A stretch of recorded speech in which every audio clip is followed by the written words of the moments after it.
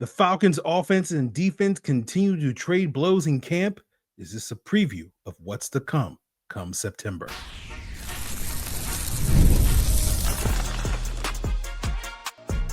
You are Locked On Falcons, your daily Atlanta Falcons podcast. Part of the Locked On Podcast Network, your team every day. Welcome back, everyone, to another illustrious episode of the Locked On Falcons podcast, your daily Atlanta Falcons podcast, part of Locked On Podcast Network, your team every day. And today's episode is brought to you by Gametime. Download the Gametime app, create an account, and use code LOCKEDONNFL, and you'll get $20 off your first purchase. So if you do not know me, I'm your very humble host, Aaron Freeman, a.k.a. the iron that sharpens the iron, a.k.a. Sirius Black, a.k.a. Mr. a.k.a. And I've been covering the Atlanta Falcons for almost 2 decades, formerly at falcfans.com, RIP, still going strong as the very humble host of this illustrious podcast, coming up on 9 years hosting the Locked On Falcons podcast, your team every day. And I appreciate each and every one of you that goes strong with me as everydayers. That means you make this podcast your first listen each and every day. And all you got to do to become an everydayer is subscribe or follow for free on YouTube or wherever you listen to podcasts.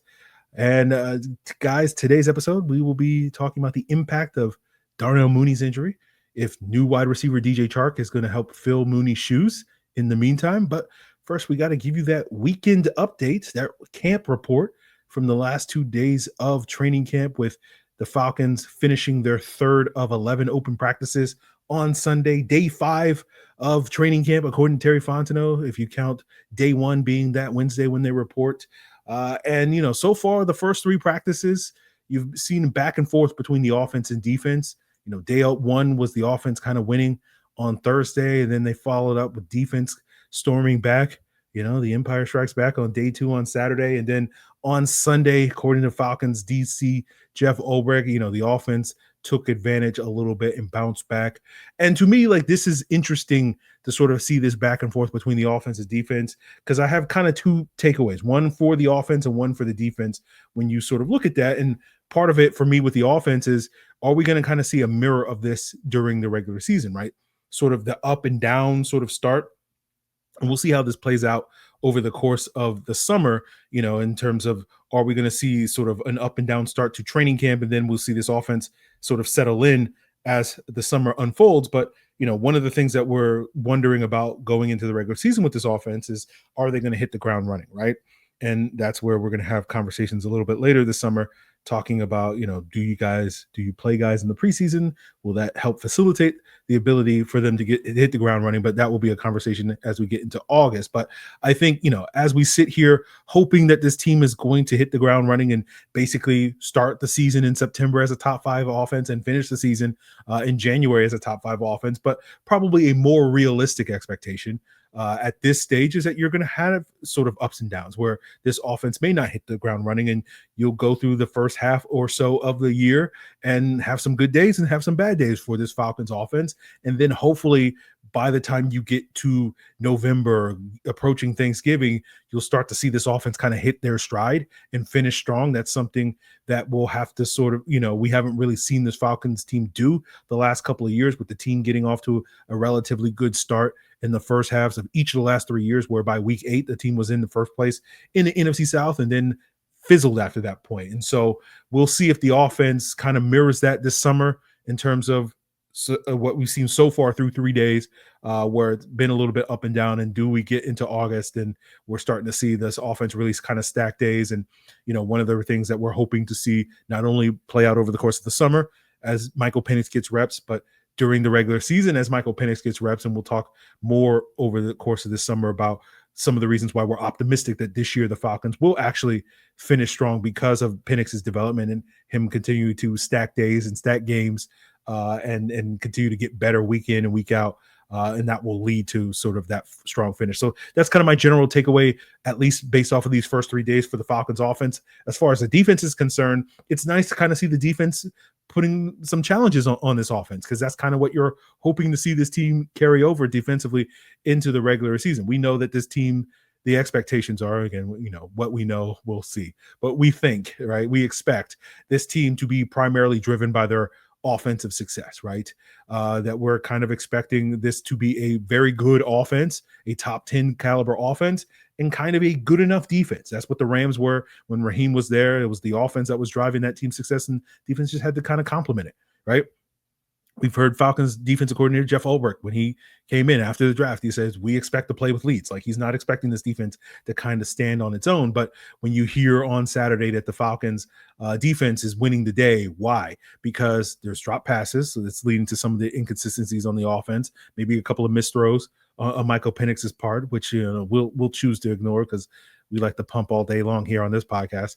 But you know, you hear the main thing was, you know, some of these incompletions were due to defensive players punching the ball out, right? You know, disrupting throws, being sort of opportunistic, right? If we're thinking that is forcing fumbles, right? That's what you're kind of hoping from this Falcons defense that's going to be good enough, that's going to complement this offense, creating turnovers, right? That's a big part of why the Falcons focused their draft when it came to addressing their secondary with guys that were productive ball hawks in college. Billy Bowman, Xavier Watts, and of course, the undrafted Maven that has yet to see the field. But once he does, he guaranteed 3 pick sixes in his first practice. Kobe Bryant, you know, you saw all these guys that created, you know, turnovers on the back end. You have these pass rushers in James Pierce and Jalen Walker that hopefully are going to create turnovers on the front end, getting the pressure that leads to the errant throws, that leads to the tip passes and the turnovers on the back end with Jesse Bates and all those other guys, as well as the sack strip. So, you know, it's nice to see the defense kind of doing these things early on to challenge this offense, and maybe that will carry over into the regular season. So those are kind of my big takeaways from the first 3 days of training camp practice. We got like 8 more of these open practices over the next couple of weeks. Again, day 5, according to Terry Fontenot, if you count Wednesday, when players report, as day 1, we got about 34 days, I think you can consider, of training camp, because that 34th day, I believe, if my math is correct, is the Tuesday, August 26th, when final cuts are made. And at that point, it's, you know, the summer is over, right? It's really about those next 10 days are really about, you know, getting prepared for week 1. That's the prelude to the regular season. And this time of year is really just kind of figuring out, you know, who's going to make your team. And then those next 10 days are going to be figuring out who's going to, you know, how you're going to win that week 1 game. So, you know, you think about it from that person, 5 days of 34 days, that's about 15% of the way through this section. So if we're looking at the progress bar, we're about 15% of the way through. And if you translate that to a 4-quarter game of 60 minutes, this would be about 8-9 minutes into the game. So you're about midway through the first quarter. And so there's a lot more to talk about in terms of, you know, kind of checking the score, right? When you're 8-9 minutes into the game, you want to check the score and see who's up, who's down. And so that's something that we'll continue to do. Try to get a guest on tomorrow who's, you know, been on hand at practices to give their thoughts on sort of some of their takeaways from these first couple of games, just to kind of check the score on the first quarter. So we got a lot of football left to be played in this sort of 4-quarter game that is this summer as we get through training camp. But hopefully we'll have a guest on, still coordinating schedules on who will get exactly you know, to kind of check the score on tomorrow's episode. So continue to make Locked On Falcons your first listen as we continue to check the score and the progress all summer long here as we break down Falcons training camp. But we will continue today's episode talking about the sort of bigger news of the weekend that potentially has the impact to, you know, lead into the regular season, which is Darnell Mooney's shoulder injury and how the Falcons are going to handle his absence. And we'll break that down as we continue today's Locked On Falcons. So today's episode is presented by Yahoo Fantasy. Now that fantasy football is back, you know, we like to do all the things that we love to do with fantasy football, whether it's talking trash in the group chat, putting on that GM hat and building your draft board, or finding that hidden gem off the waiver wire. It's time to get back to all the things that we live for, and Yahoo Fantasy is going to be there for us. My friends from college, we've been on Yahoo Fantasy for 2 decades, right? And the reason why we chose Yahoo and we stick with Yahoo is it's easy to set up. It's a great mobile app. And of course, the Smack Talk, hits a little bit different in the message board. So to celebrate 28 years of fantasy greatness, Yahoo Fantasy is dropping 28 big new features over 28 days, giving you more ways to play, more ways to draft, and more ways to win. And it all begins on August 4th. Stay tuned to get started by creating or joining a Yahoo Fantasy League today at yahoofantasy.com/LockedOnNFL. That's yahoofantasy.com/LockedOnNFL. And let's make this fantasy season the best one yet. So Darnell Mooney suffered a shoulder injury on the first day of training camp on Thursday's practice, and various reports indicate that he'll be out a few or several weeks. Right, he landed hard on that shoulder. We talked about this a little bit with Jarvis Davis. We weren't too concerned at the time. Obviously the injury is somewhat serious because he's going to miss time, but not so serious where, at least based off of the initial indications, are like, we got about 6 weeks till the regular season. So, hopefully he'll be able to come back in this time. And so, it leads to people being a little bit nervous. Like, is the possibility of, him missing regular season time is out there? It's certainly a possibility. We don't know, right? A few weeks could be he misses 2 weeks, right? Several weeks could be he misses 10 weeks. And, we don't really know. You can only control what you can control. We can't control whether or not, Mooney makes a quick recovery. And we can actually control how forthcoming and exact the Atlanta Falcons are when it comes to injuries, right? We had a knee injury for Caleb McGarry last year that was day-to-day. He missed 1 game. We had a knee injury for Troy Anderson that was day-to-day, and he missed 5 games. So you never know with this team in terms of these injuries. So basically, because we can only control what we can control, I'm at a point where it's like, if we get to September 3rd, and we check in the injury report, that's that Wednesday before week 1, where the Falcons are now, legally, contractually, whatever, obligated to give us a little bit more exact injury information about a player status, and the Darnell Mooney still limited or not practicing on that Wednesday, September 3rd, then I'll be very concerned about his injury. But in the meantime, we can only control what we control, and I'm not going to worry too much about it. So, hopefully he'll come back long before we get to September 3rd. Or, it's possible that we could be sitting here on September 3rd, and I'm talking to Locked On Bucks host James Yarko about, we don't know if John Omu's going to play because we were told he was only going to be out for like 2 or 3 weeks, and it's now been 6 weeks or whatever. So we'll see. We'll cross that bridge if we get to it. So, we as fans do not control as much as we want. That's where superstition comes from. We're like, we try to exact what little control we have by, wearing our lucky socks and going to the game and being loud as possible, but we don't really control, the outcomes of these games. But the one thing that the Atlanta Falcons do have control on is not, Mooney's recovery, but, or I guess the trainers technically have a little bit of control on that, but, you can't control how his body responds to recovery and all that stuff. But, they can control, all that to say, how they respond in Mooney's absence, right? And, that's where when we talk about what does this mean, it's like, okay, how do the Falcons adjust to playing without Darnell Mooney?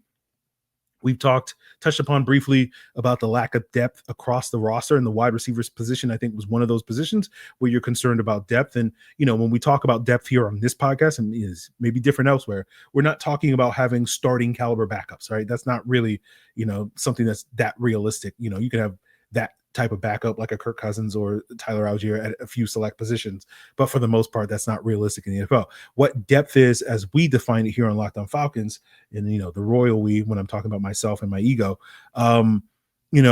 it's really about your ability to stay the same regardless of who's in the lineup, right? Like, you don't have to change your entire offensive identity or how you play offensively or defensively based off of losing one of your starters and putting in a backup.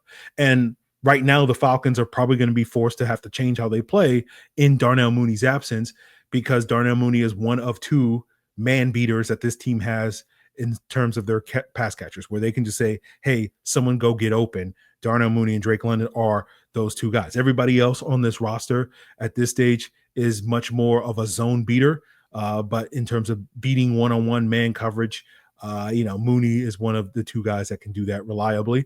And so if this team is forced to have to play games, they'll be probably, we already knew they were going to play preseason games without Darnell Mooney. They're going to play preseason games without a lot of people among the starting lineup, maybe all of the people among the starting lineup. But if we are talking in September and we have to deal with this issue lingering, it's going to put more pressure on the play caller, right? That's where the play action passing game is going to be so much more important, which is, I know you guys have heard it so often, too often on this podcast, how important play action is going to be. But, when defenses are playing zone against you on those first and second downs, your ability to attack them in those situations via play action is huge, right?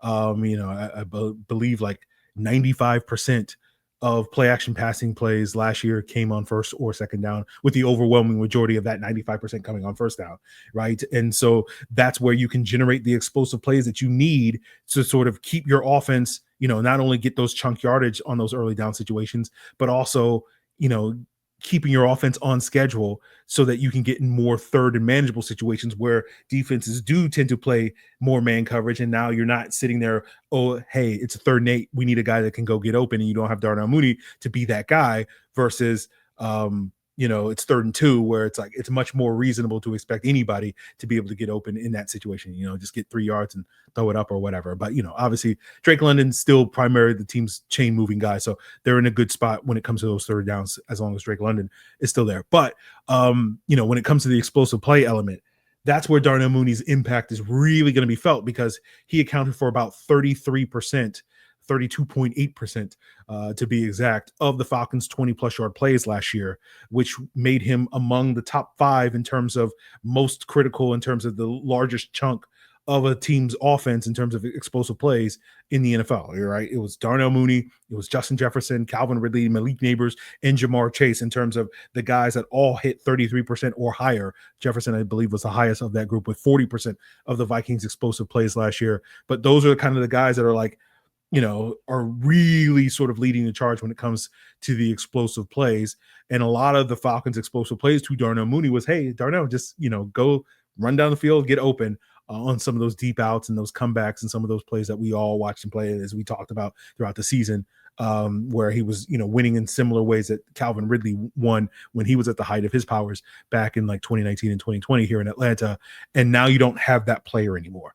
And so now you're not going to be able to, hey, Darnell, get open. You're not going to be able to go to his backups and say, hey, this guy, get open. And so you're going to need your play caller to kind of scheme those guys open. So again, hopefully Darnell Mooney will be back long before we have to play real games without him and deal with that. But that is going to be a challenge for this team. And again, Mooney has been in and out of the lineup at various times. So even if he does come back in 2 or 3 weeks, there's no guarantee that we won't get further down the line into the season. He might miss time again. And so again, this is going to be relevant. So it'll be interesting to sort of see, how the Falcons respond again in practice and preseason in games where a lot of these guys are going to play. We're not going to necessarily see that. But again, this is why we stress, like, when we get to the regular season, we want to see the Falcons being able to generate those explosive plays off of play action and be able to scheme multiple guys open, as opposed to just relying on Darnell and Drake and those guys to just go out there and win. So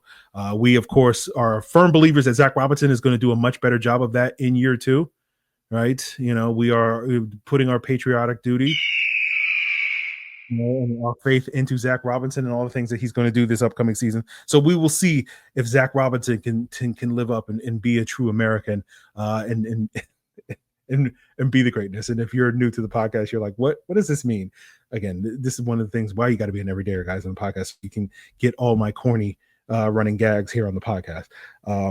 Some of you guys get it. But anyway, that's what we'll say about Darnell Mooney. Again, we'll see what happens with Darnell Mooney. It's just kind of wait and see if he comes back. Hopefully he does. We can sit here optimistic today, and then we'll find out in 2 weeks, where are we at with Darnell Mooney's injury status. But one of the players that the Falcons have brought in to help fill the void of Darnell Mooney is wide receiver DJ Chark. And we'll talk about why he's a good fit for what the Falcons want to do in Mooney's absence, and what exactly can we expect from him as we continue today's Locked On Falcons. So, guys, if you're looking to get last-minute tickets to the Braves or the Dream, whatever MLB, WNBA, whatever summer event is going on for you, you don't have to worry about last-minute tickets, right? That's where Gametime comes in, because it's the perfect place to go for those killer last-minute deals where you can save up to 60% off, because the prices on the app drop as you get closer to the start of your event. And whether it's, WNBA, baseball, comedy, music, theater, whatever event is near you, and you're probably sitting there going like, well, Aaron, it's great that I can get last minute tickets, but how much time am I going to waste having to scrolling through to find the best deal? Well, that's the beauty of Gametime. They got their zone deals where you just, go check out your event, click and see that zone deal in purple, and they're going to find the best seats in the section for you. And what you see is what you get with their panoramic seat views, no hidden fees at checkout, and the game time guarantee that if your event is canceled, you'll get your money back, quicker than fast. So take the guesswork out of buying tickets with Game Time, and by downloading the Game Time app, creating an account, and use code Locked On NFL for $20 off your first purchase. Terms apply. Again, create an account and redeem code LOCKEDON NFL for $20 off. Download the Game Time app today. Last minute tickets, lowest price guaranteed. So the Falcons signed wide receiver DJ Chark on Friday, and as the team confirmed on Saturday, that workout was scheduled before Mooney's injury, meaning that the team already was kind of looking at their wide receiver depth as a little thinner before that injury. And then obviously with the injury, it only exacerbates that issue. And so what Chark is bringing to the table, with Darnell Mooney as the team's primary X wide receiver, Chark's role on this Falcons offense, and what his role has been throughout the NFL is as an X wide receiver. And he brings a lot more experience at that position than what you kind of had in the sort of Kadero Hodge being your top X. And that's not really what Kadero Hodge does at a high level. The beauty of Kadero Hodge is he can play all three wide receiver spots, X, F, and Z. But he's not a classic X. And then you had Chris Blair, then you had Quincy Skinner and some of these other guys that are really your X and not a whole lot of experience at that position. And what Chark is bringing is primarily being a deep threat, right? He's become an NFL journeyman since leaving Jacksonville a couple of years ago. He had his sort of breakout 1,000-yard season in 2019 with the Jacksonville Jaguars, was basically their number one wide receiver for 2 years during the Minshew Mania days in 2019 and 2020. Then he got injured in 2021, missed most of that season, walked the following offseason in free agency. And some of you may recall, I'm sure like two of you may recall that at the beginning of that 2022 offseason, we talked about DJ Chark as a potential option for the Falcons on my sort of free agent wish list breakdown back in early March, where it was he was one of three options to come in and potentially, or at least three options I envision to potentially come in and be sort of a cheap X wide receiver with, maybe potential high reward, relatively risk depending on, because a lot of these guys were cheap because of their injury history. But he was one of three guys. Will Fuller, DJ Chark, and Brashad Perryman were the three guys to come in and be that X receiver. And sort of one of the plans I outlined was, you bring in a couple of other special teams guys. Mac Hollins was on that list. Noah Brown was on that list of guys to come in and compete for some, potentially the number 3, number 4 wide receiver spots. And then you draft a wide receiver, of course, to hopefully be your number 2. And that was part of a strategy that I had at that time to hopefully address the Falcons offense, where it was like, okay, well, we need, we don't have a lot of money to spend, and we need to prioritize upgrading the offensive line coming off of the 2021 season that they had. And so it was you had to sacrifice another position where you needed more help at wide receiver coming off of that 2021 season, but you could go cheap at wide receiver. That was my strategy. And I just bring that up just because, I think a lot of people may look at a player like DJ Chark, given, his success in Jacksonville, and say, oh, this is a good reclamation project. This is a guy that could be potentially a high-end player for this Falcon team. And I don't know if that's true. To me, the time to try to reclaim DJ Chark was in 2022 is the reason why I bring that up, because he ultimately signed with Detroit that year, spent most of that year as their third wide receiver behind Josh Reynolds and Amon-Ra St. Brown, serving primarily as a deep threat, wound up catching 30 passes for over 500 yards. But he played it in a Ben Johnson called offense that, utilized a lot of play action, right? And so basically, if he could only produce that in an offense from one of the 3 to 5 best play callers in the NFL the last couple of years, there's no expectation that I think you should go into this season expecting Zach Robinson to be able to get more out of DJ Chark than what Ben Johnson was able to get out of that at this point in time. And so ultimately, after 1 year in Detroit, he left to Carolina in 23, put up very similar production as he did in Detroit. And then last year he signed with the Chargers. It was barely used in that season, then got some opportunities late in the year when your boy Easton Stick, 4-time national champion, took over for Justin Herbert. Am I misremembering? That was last year, right? We're not talking about 23 with that, right? But I'm getting confused. No, that was 2023, right? Where Herbert got hurt. Last year, Herbert was healthy and they made the playoffs. That's my bad, guys. But late in the season, that being aside, late in the season, their number 4 wide receivers, Simi Fehoko and his replacement, Jalen Reagor, were out of the lineup, and DJ Chark kind of stepped up as that 4th wide receiver for those last, 4 or 5 games of the regular season. And so what Chark is bringing to the table, he's a big, fast guy. He ran a 4.35 coming out of LSU many, many years ago, I believe as a second or third round pick back in 2018. Watching the film, watching some of his plays over the last 3 years since leaving Jacksonville, I don't see 4.35 speed on film, but he still has enough speed that he can get vertical and get on top of corners as a deep threat. And so I think that's really what his primary skill is. A lot of his success when you've seen him watching the film is, fades, goes, those vertical type routes, right? A healthy amount of digs and dagger concepts, right? The dagger concept being when you run one receiver runs a vertical and then you run a dig behind it. So that vertical's sort of clearing it out for that dig. And I think you can see a role for Chark doing similar things that he's done these last couple of years elsewhere in Atlanta's offense, where as a deep threat, right, given the presence of Michael Penix with his big time arm, you could see, I'm not going to say that the Falcons are going to get more out of DJ Chark than the other teams, but again, you could see the Falcons being able to get something out of DJ Chark because of that ability to take the top off of a defense, or at least to stack guys vertically and whatnot. And so, my vision for what the best case scenario for DJ Chark is maybe as a wide receiver 3, right?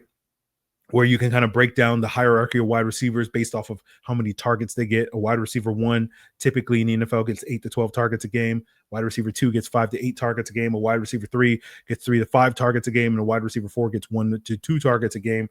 And I could see sort of the ceiling of DJ Chark is, you can expect him to get 3, 4, maybe 5 targets in a game, couple of dagger concepts, couple of fades, goes, right? You're kind of here to run, a handful of routes, the corner, the fade, the go, the post, the dig, those types of things, maybe sprinkle in a slant here or there. And I think he can be effective doing that. If you're expecting him to be, that bookend number 2, like in the event that Darnell Mooney misses time, it's like, hey, DJ Chark, go get open. I don't think that's really what he does. Again, he has good straight line speed, but when it comes to getting that sort of separation in and out of his breaks, again, outside of those dig routes, you're not really seeing a whole lot of that. And again, a lot of those dig routes from my eyes watching the film were dagger concepts where, again, not to take away from the wide receiver still has to execute the route, but it's not really just like, hey, go get open. It's more like this concept is getting you open because you're running that vertical clear out against the zone and whatnot. So that's what I think DJ Chark's bringing to the table. I think right now, as we sit here, he's probably destined to be more of the wide receiver 6, assuming that Darnell Mooney is back. I think he jumps to the front of the line of that wide receiver 6 competition. Right, we kind of know who the top 5 wide receivers are going to be. That's Drake London, that's Darnell Mooney, that's Ray McLeod, that's Kadero Hodge, that's Jamal Agnew, as we broke down when we did the 53-man roster projection early last week, or in the middle of last week. The Falcons typically have 5 active wide receivers on Sunday. They had that 15 out of the 17 games last year, and those are kind of be the 5, right? London and Mooney, obviously, because they're the number 1 and 2 guys. McLeod, Hodge, and Agnew, all in addition to whatever contributions they have on offense, also have serve core special teams role. And so that 6 wide receiver winds up being inactive. But I think DJ Chark easily jumps to the front of the line based off of the body of work, because he does bring some more valuable depth skills at that X wide receiver spot. And so we will see if he winds up earning that position moving forward. So I think that's what DJ Chark brings. Again, hopefully we'll get to September. Darnell Mooney will be back, and Chark can sort of be that sort of emergency option, breaking in case of emergency. If we need him to go out there and catch a couple of fades and go balls from Michael Penix, we'll have that option available to us this upcoming season. But again, hopefully Zach Robinson is doing a lot of that stuff with Kyle Pitts, right? Where you don't need DJ Chark to go out there and be that deep threat, because you have a healthy Mooney doing that stuff. You have Drake London catching a lot of those fades and go balls, right? You have Kyle Pitts on some of those corner routes with some of the play action concepts. So I don't think DJ Chark is necessary, but there is an element to his game that can be valuable to this defense, particularly as a role player. That's a defense, offense as a role player in this offense. So we'll see what develops with that. We'll see what continues to develop throughout training camp. And we should be back with more to sort of give you that mid first quarter score update as we referred to earlier, with training camp, with the various guests. So continue to make Locked On Falcons your first listen. Check us out on YouTube or wherever you listen to podcasts. And for your second listen, check out the Locked On Bets podcast, which is going to give you all the scoop on, how you can win some money, betting on the various summer sports. And of course, you can find Locked On Bets on YouTube or wherever you listen to podcasts. It is all part of the Locked On Podcast Network, your team every day.